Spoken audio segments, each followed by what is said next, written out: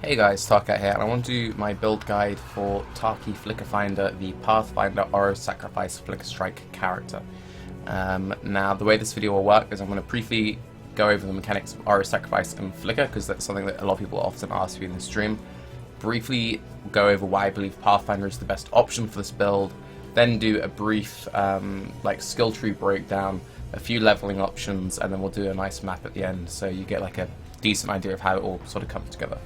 So very quickly, the core mechanic of Flicker Strike is it's a teleport attack. You press it, you teleport.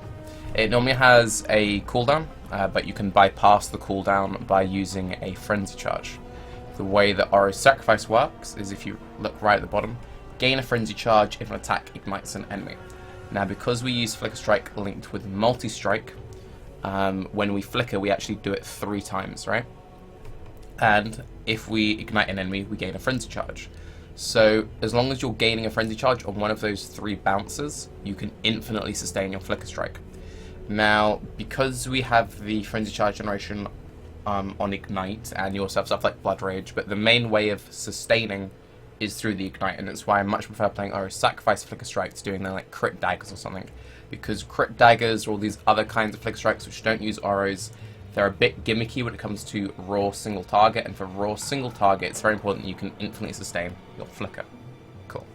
So with that in mind, why do I think Pathfinder is the best, or at least one of the best options for this kind of a build? Now, the main options that people sort of go to are Elementalist, Chieftain, or Slayer. Those are the ones that people often go to. We'll briefly go over the perks of Pathfinder, and I'll do a brief analysis for the others. So, I actually do this, but this is what I currently have on my Pathfinder. So if we go up this way, it's 10% of Fizz, that doesn't affect us, we do purely elemental damage. Damage penetrates 10% of any res, so we get 10 pen there, pretty good. Enemies you kill that are affected by elemental status elements, Ignite for example, grant 100% increased flask charges. It's obviously pretty good when our entire build is built around flask usage. We get some flask effect, again flask effect attack damage. 8% reduced elemental damage taken, it's just really nice and solid. Flask charges gain charges every 3 seconds. It's not that impactful, it's occasionally helpful. You just, when you're running a map and suddenly you can use a Quicksilver or something when you didn't have it before. It's actually really nice if you're doing lots of lab runs. Every now and again you've all been in that case where you mess up your pots and you end up trapped in a corner with like only 1 use or no use of your flask. You're like, shit, I think I need to restart this trial. Well, you can just wait it out, like just wait like a minute and then, okay, I've got all my charges back, we can go through and do the traps. 20% chance for your flask not to consume charges. This is way more impactful than I thought it would be, and for leveling, this is by far my favorite node for leveling any character. Basically, you can just be running through, you're always backtracking while leveling, questing, whatever. And your Quicksilver isn't using charges, your Silver Flask isn't using charges, your Health Pot isn't using charges. It's just really, really good. And then when you start thinking about items like Vessel of Vinctar, 20% chance for your Vessel of Vinctar not to use any charges. That's pretty good. It's so nice for leveling, and it's kind of helpful in the endgame. Flask charges gained, flask effects. This is the important one. Immune to elemental status elements during flask effect. If we have a flask active, we cannot be frozen, shocked, or ignite. Now obviously the freeze and the shock are the important ones. This is particularly helpful in hardcore because you randomly get shocked and then die in hardcore. And it means that you don't need to roll status or immunity on your flasks, meaning that you can go really over the top on uniques. You can run like 3 or 4 unique flasks, then you just have like 1 utility flask with bleed removal on it, and you're completely covered. It also makes running a Vessel of Vinctar particularly easy because it's one of those things. We'd quickly jump back into the main game. If I activate my Vessel, and then activate my Vessel, I don't get shocked. Just a small little trivia thing, if you only activate the Vessel won't wipe its own charges, but if you have anything else active or you use a second flask afterwards, see, that will wipe the shock. So basically you cannot be shocked, and it makes running a Vessel much, much easier. Now the reason why I do this point and this point, rather than going for Nature's Drone, which is what I originally planned the build around, is we don't really need the movement speed while flickering. Since the movement speed is only active while using a flask, it's not even like it's marginally somewhat helpful in town and stuff. You only need it for backtracking, and if you're clearing efficiently you shouldn't need to backtrack, and we have loads of attack speed anyway, so we can like leap slam to travel. You just don't need it. Again, with the attack speed, by going this way, it actually lets me get +1 max res through my element resist flasks, and I'd rather have +1 max res and like an extra 2% fizz reduction on my basalt than going for this, but you're more than welcome to do that if you want to. So how does this compare to the others? Now again, very important thing to notice, which I did skip here, is the 40% increased LE damage is obviously really nice, but this is the important one. 20% chance to freeze, shock, and ignite during flask effect. This gives us 40% with this plus the Oros. We have 5% on the tree, which puts us at 45%. And we run flammability, which gives us an additional 14%. So suddenly we're at 59% chance to ignite. We attack 3 times. We nearly always generate frenzy charges, meaning we don't need to run the chance to ignite gem on our 5 link, which most other ascendancies have to. So if we briefly compare that to the Slayer. So for Slayer, you'd go through here. This is fine. This is obviously really powerful, 20% culling. We do just get culling globally on our Oros. So 10% culling versus 20% culling. Onslaught is good, but again, as previously mentioned, the attack speed and the movement speed isn't actually that needed on Flicker. You don't notice it as much as you'd with other, generic attack builds. So it isn't that insane. Attack damage obviously good, attack speed obviously pretty good. Reduced Fizz Reflect does nothing for us, we do no physical damage. 20% more damage is obviously nice. The AoE is obviously nice. And then you come through here, you save yourself a link. So, with Pathfinder we save ourselves the chance to ignite link. With this you save yourself the melee splash link. So that is pretty solid. You get some AoE. And then you go for either Leech or you go for Overwhelm. Slayer is definitely solid, but you don't really gain any defense, right? You just gain a lot of utility, you gain a lot of offense. You don't really gain any defense at all. If we quickly jump back to my Pathfinder and we look at my fire res, I have 86 fire res. I have 84 lightning res. When I get my taste of hay, I'll have 86, 84, 84. If you look at my basalt goes from 9% to 46%. We gain a lot of defense from being a Pathfinder, like a lot of defense. And we gain a good portion of damage. We get super vessel, giving us super leech. We gain a lot more than that base flat added. Okay, you see?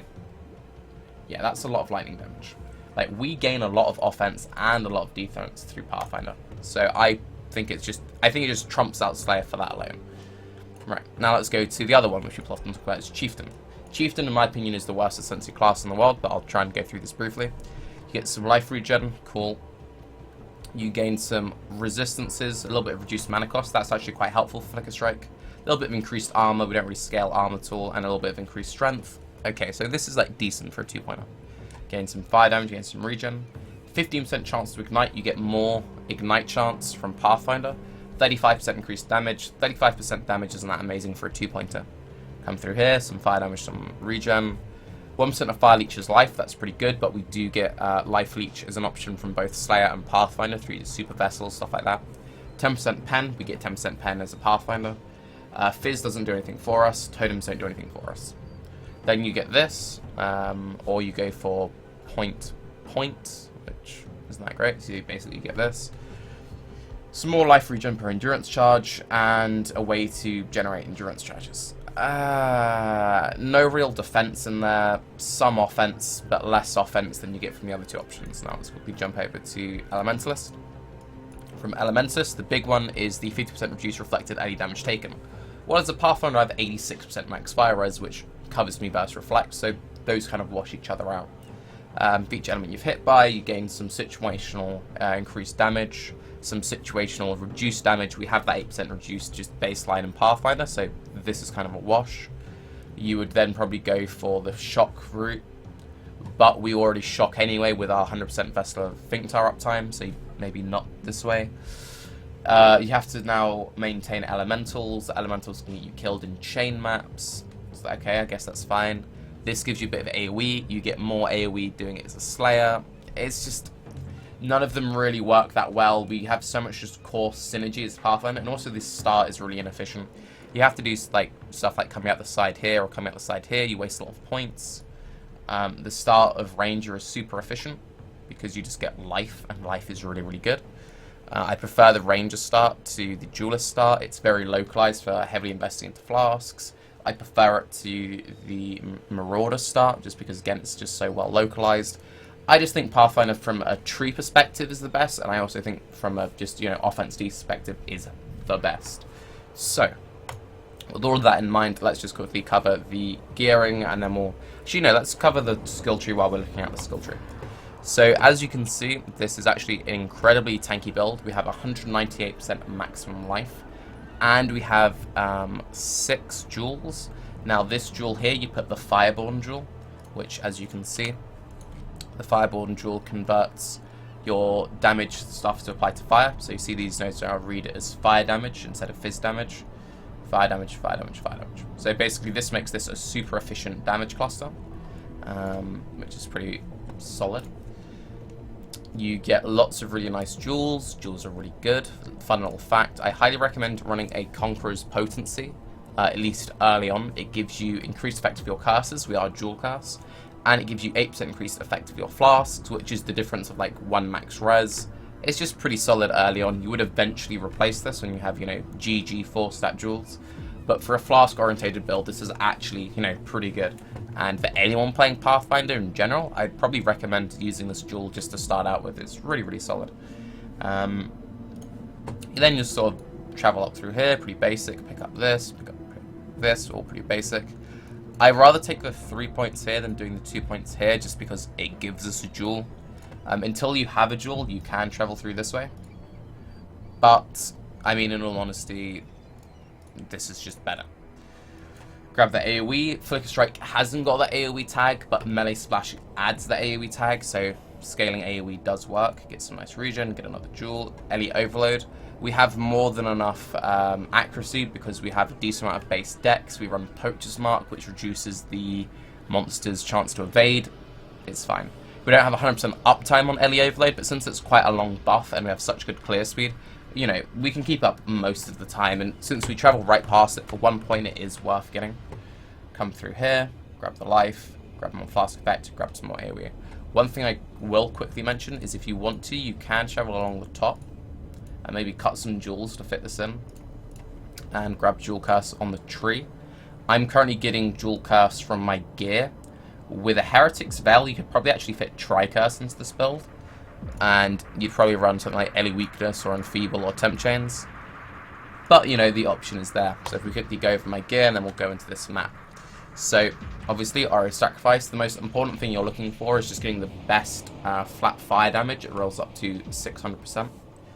And my links on a 5-link, and these are basically the set 5-link, is Flicker Strike, Multi-Strike, Fire Pen, Wed, Melee Splash. If you only run it on a 4-link, then drop the Fire Pen. You have to have Flicker, you have to have Multi, you have to have Splash, then throw in Wed, then throw in Fire Pen. On a 6th link, you have a few options. You can run Chance to Ignite to have a 100% Ignite chance if you just want that quality of life. You could run Fortify. Fortify does have the Melee Fizz tag, so it won't really buff our damage at all, but it gives you 100% Fortify uptime, which is pretty good in hardcore. It means you don't need to have it on like other links, which is kind of gimmicky. I just sort of recommend it. It's pretty good. You can also run stuff like faster attacks or increased AoE or Conk Effect or something, but you know, those are kind of your options. Most of my links aren't super set up. I'm currently running Castle Damage Taken, Immortal Call, just Blood Rage Enhance. It's just I'm leveling in Enhance. Generally what you'd want is Castle Damage Taken, Immortal Call, Increased Duration, Bald Skill, but again, my stuff is still fairly budget. Faster attacks, Cutting Strike with quality. If you can get a quality fast track, that's also really great. Then Leap Slam, since we use that for ability. This is where the Enhance goes in. So a kind of like meta thing which has started up now is people are going like really overboard on their mobility skills, and what Enhance does is once you have it leveled up, it increases the quality, so like it like doubles the quality of stuff, and the quality of Cutting Strike is attack speed, quality on fast tracks is more attack speed. It just means that you leap faster. If you don't want to do the whole Enhance shenanigans, just run a Fortify here, which is probably what I should be doing, but my play style is just you just flicker through everything. I don't have time to manually apply it outside of flicker. Ancestral War Chief, Wed, Conk Effect, faster attacks. This is basically set. You can also run Fire Pen on this. The Ancestral War Chief is really good. Like if you're playing any build which can use it, use it. It's absolutely amazing. It makes anything which you don't normally want to just like YOLO flicker into, much easier if there's like a sketchy room with a bunch of totems in there. You can just drop that, let it kill the totem, then you flicker in. It's also very helpful for bosses which, you know, require very precise movement. If you're just waiting for the right moment to flicker in, you can just, you know, drop the totem, totem will do a good bit of damage, and then when you're ready, you can flicker in. I also recommend either having it in your main setup or on weapon swap. A cyclone setup, so let's say you want to do Uberlab. Now obviously in Uberlab, when you have traps all over the room, you don't want to be flicking around like a madman. So if you have a cyclone 4-link somewhere in here, or a weapon swap Oros, which is what I would recommend, then it means that you can very safely, between Cyclone and Ancestral Warchief, still have really solid DPS and a good margin of safety. This is the set links: Blasphemy, Flammability, Poacher's Mark. You can also run an Enfeeble here. I'm just leveling a chance to ignite. But I recommend having an Enfeeble here so that if you're doing something super sketchy and you're like, you know what, I kind of feel like turning off the Poacher's Mark, we can turn that on instead. So I highly recommend having triple blue-green somewhere on your gear for your Dual Curse Blasphemy. There are a few different ways of obtaining Dual Curse. I got pretty lucky. Nahama Tiki is a new Fated Amulet, which has % fire damage, which is obviously pretty good in a fire damage build. It has a little bit of life, a little bit of fire res. I managed to grab a corrupted one with +1 curses. Now, most people aren't going to be that lucky. They're really cheap to get hold of. They're like a couple of chaos. You can spam Val them. I actually bought this one. I bought it for about 80 or 90 chaos equivalent. But it's not needed. You can grab Jewel Churse on the tree, but I would recommend just running Windscreen Boots. The reason why I recommend Windscreen Boots over, say, a Doedri's Ring is it's very important that you get Wed on as much jewelry as possible. It's fine that you don't have Wed on the amulet because it gives you up to 70% fire damage, which is better than like a 30% Wed roll. Although, for the record, the Wed roll does scale your lightning and your cold, which this obviously doesn't. Now, basically, you're just looking for stuff which is life, capture res, or Wed.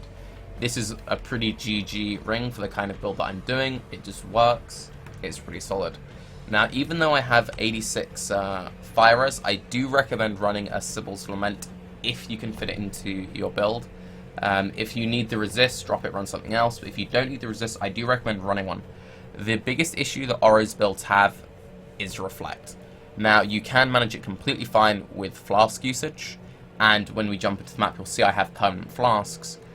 But it's just kind of nice that in case you turn your brain off for a second and, you know, your Flask falls off, this is the difference between you one-shotting yourself and not one-shotting yourself. So I would highly recommend it for hardcore. For softcore, you can drop it, but, you know, it's also pretty nice just, you know, offensively. It gives you some flat fire, it gives you Wed, it works. Make sure it's in the left ring slot, because in the left ring slot it gives you the Ellie reduced. Right ring slot, not quite so helpful for this build. Again, just life, cap out your res, life, cap out your res. One thing I will quickly mention is the best in slot chest is a cones. Most of us can't afford a cones. I know I definitely can't. So just run a Belly of the Beast. They're pretty cheap, you can grab them for not too much at all.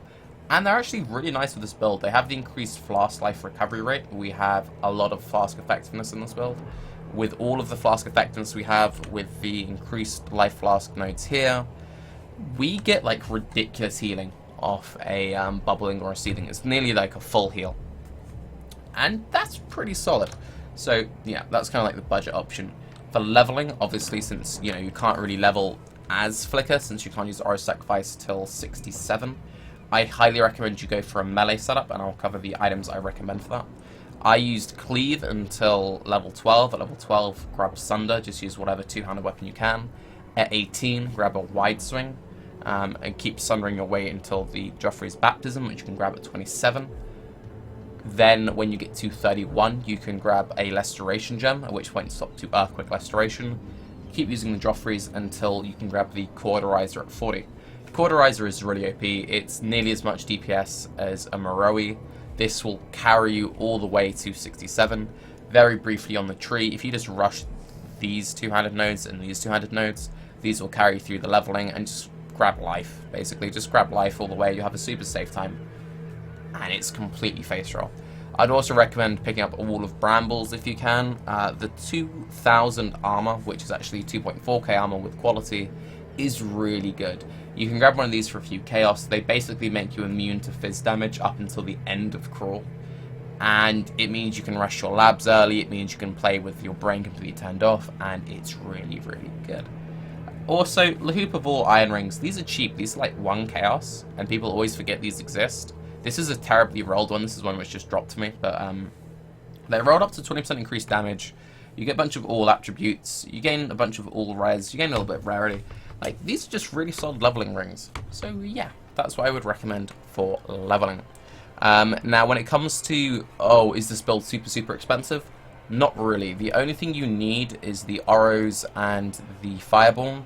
Fireborns are a little bit more expensive than usual, thanks to the last patch changing the drop rates of uniques. This cost me 7C. This is near perfect and cost me 2C. I 5-linked it myself using the Jeweler's Touch Prophecy. That is all you need. That is all you need. You can run Wind Screams. You don't need to have the Jewel Curse. Those are like a few chaos as well. You can get your core package for less than 10C. Now, the main thing you want to save up for is the Vessel. I paid 40 chaos for this. They're really not that expensive.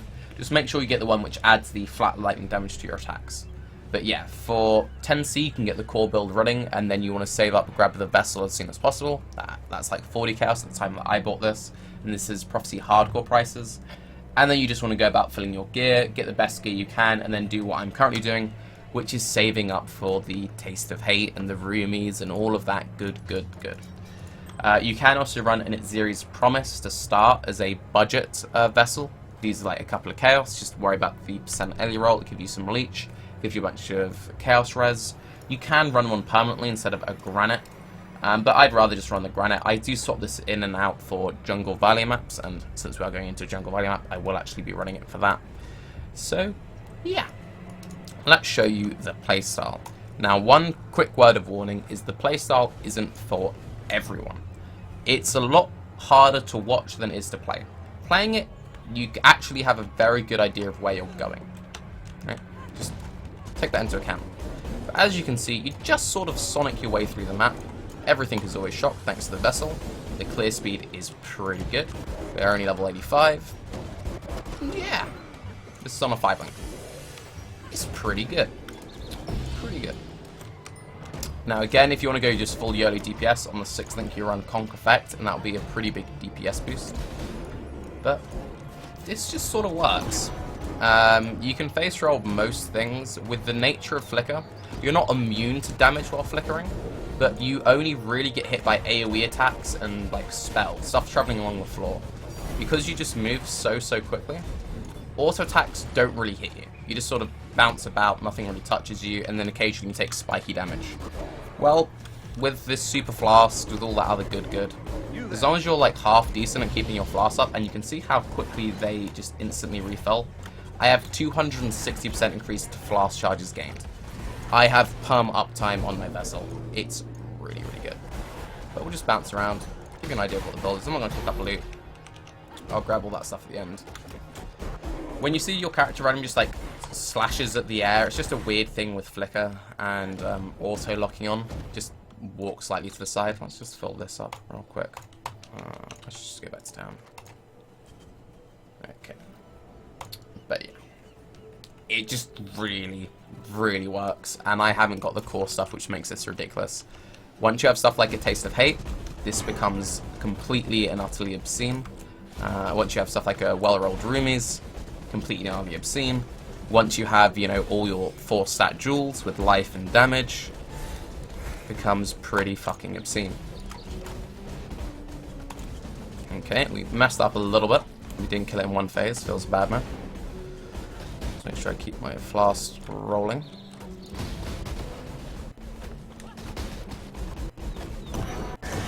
There you go. But yeah, I think we got hit once in the entire map. You have such a good life base, as long as you keep your flasks up, you have a very good defensive base. Keeping the flasks up really isn't actually that difficult, in all honesty. You get used to it very quickly. I highly recommend everyone tries out this build. It's definitely an interesting playstyle, and at the very least, try out Pathfinder, because Pathfinders are really cool. For bandits, you want to go Oak, then you can go for either the attack speed or the skill point. I went for the skill point, and then in Merciless go for the Frenzy Charge. I'll leave a link to the build and my profile down below. You can also check out my live stream where I'm currently playing this character and ask me any questions that I missed out in this video. I'm Taki. Have a good day. Bye bye.